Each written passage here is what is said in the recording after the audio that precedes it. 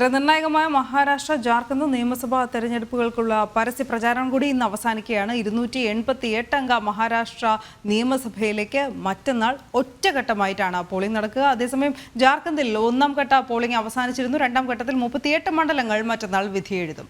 ഗൗതം വീണ്ടും ചേരുകയാണ്. ഗൗതം, ഇനി തെരഞ്ഞെടുപ്പ് വാർത്തകളാണ് അറിയേണ്ടത്. ഇന്ന് കൊട്ടിക്കലാശമാണ് മഹാരാഷ്ട്രയിലും ജാർഖണ്ഡിലും. എന്തൊക്കെയാണ് മുന്നണികളുടെ പ്രതീക്ഷയും ഇന്നത്തെ വിവരങ്ങൾ? മഹാരാഷ്ട്രയിൽ ഒറ്റഘട്ടമായാണ് വോട്ടെടുപ്പ് നടക്കുന്നത്. 288 അംഗ നിയമസഭയിൽ മറ്റന്നാൾ വോട്ടെടുപ്പ് നടക്കുന്നു. ഈ ഒരു സാഹചര്യത്തിൽ ഇന്ന് വൈകുന്നേരത്തോടുകൂടി മഹാരാഷ്ട്രയിൽ പരസ്യ പ്രചരണം അവസാനിക്കുകയാണ്.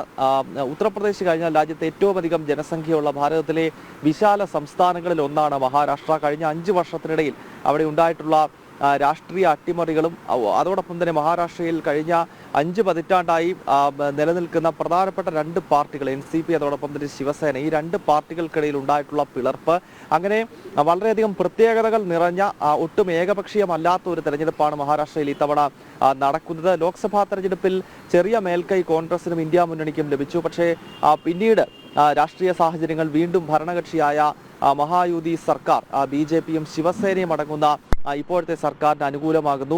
അഭിപ്രായ സർവേകൾ ഭൂരിഭാഗവും BJPയുടെയും ശിവസേനയുടെയും സർക്കാർ അധികാര തുടർച്ച നേടും എന്ന് തന്നെ വിലയിരുത്തുന്നുണ്ട്. എന്നാൽ ലോക്സഭാ തെരഞ്ഞെടുപ്പിലുണ്ടായ ആ ചെറിയ മേൽക്കൈ അത് നിയമസഭയിൽ ഉണ്ടാകുമെന്നാണ് ഇന്ത്യ മുന്നണിയുടെ കണക്കുകൂട്ടൽ. എന്തായാലും മഹാരാഷ്ട്രയിൽ തീവ്ര പ്രചരണം കഴിഞ്ഞ 2 മാസക്കാലമായി സംസ്ഥാനത്ത് നടന്നിരുന്നു. അതിന്റെ ഏറ്റവും അടിസ്ഥാനപരമായ കാരണം നേരത്തെ സൂചിപ്പിച്ചതുപോലെ മഹാരാഷ്ട്ര രാഷ്ട്രീയത്തിന്റെ ഗതി നിർണ്ണയിച്ചിരുന്ന 2 പ്രധാന പാർട്ടികൾ NCPയും അതോടൊപ്പം തന്നെ ശിവസേനയും രണ്ടായി പിളർന്ന ശേഷം നടക്കുന്ന ആദ്യത്തെ നിയമസഭാ തെരഞ്ഞെടുപ്പ് എന്ന സവിശേഷത തന്നെയാണ് മഹാരാഷ്ട്ര തെരഞ്ഞെടുപ്പിന്റെ ഈ തവണത്തെ ഏറ്റവും പ്രധാനപ്പെട്ട വാശിയേറിയ ഘടകം എന്ന കാര്യത്തിൽ തർക്കമില്ല. നേരെ ജാർഖണ്ഡിലേക്ക് പോവുകയാണെങ്കിൽ 2 ഫേസായാണ് ജാർഖണ്ഡിൽ നിയമസഭാ തെരഞ്ഞെടുപ്പ് നടക്കുന്നത്. 81 അംഗ ജാർഖണ്ഡ് നിയമസഭയിൽ 38 സീറ്റുകളിലേക്കാണ് ഇനി തെരഞ്ഞെടുപ്പ് ശേഷിക്കുന്നത്. കഴിഞ്ഞ 13-ന് ആദ്യഘട്ട വോട്ടെടുപ്പ് വളരെ സമാധാനപരമായി പൂർത്തിയായിരുന്നു. ഇനിയും 38 സീറ്റുകളിലേക്കുള്ള തെരഞ്ഞെടുപ്പ് 20-ാം തീയതി നടക്കുന്നു. ആ മണ്ഡലങ്ങളിലെ പരസ്യപ്രചരണമാണ് ഇന്ന് വൈകുന്നേരം അവസാനിക്കുന്നത്. ജാർഖണ്ഡിന്റെ രാഷ്ട്രീയ സാഹചര്യം നമുക്കറിയാം. നിലവിൽ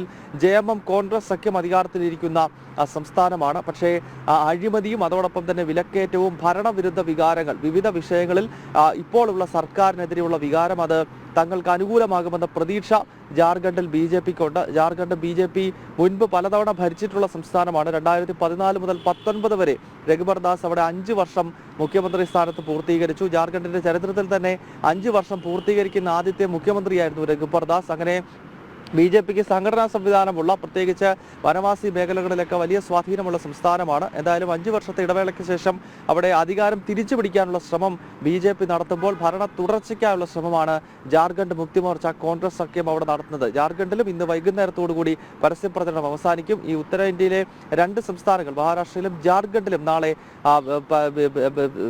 നിശബ്ദ പ്രചരണത്തിന്റെ ദിനമാണ്.